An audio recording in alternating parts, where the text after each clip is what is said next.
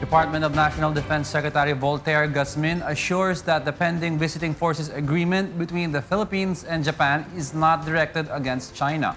Ann Nunez, tell us why. Minimum defense deterrent to defend the security of the country. This was how the Department of National Defense described the need for a visiting forces agreement with other countries. Defense Secretary Voltaire Guzmin said that the Philippines' plan to have a VFA with Japan is not because of China or any other country. Ating visiting forces agreement with any country is not directed against any country.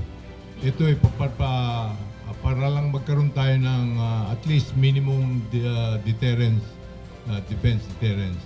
So, kinakailangan ayusin natin para sa ganun makatulong sa atin, pero not directed to China or any other country for that matter.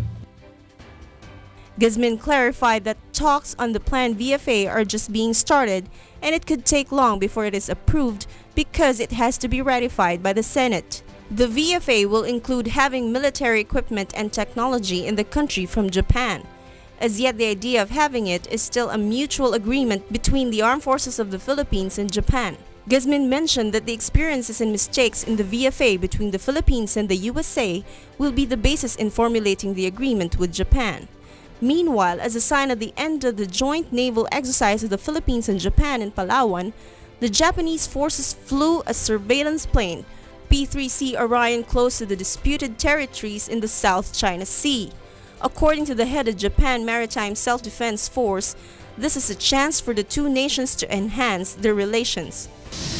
海上自衛隊の固定翼部隊がこのフィリピン・パラワン島に来て訓練することができたということは我々海上自衛隊航空部隊の技量の向上のためにもまたフィリピン海軍との連携強化友好関係親善関係の強化という意味で非常に意義があったと思っております。 Meanwhile, the military drill of the Philippines and the U.S. in Palawan continues.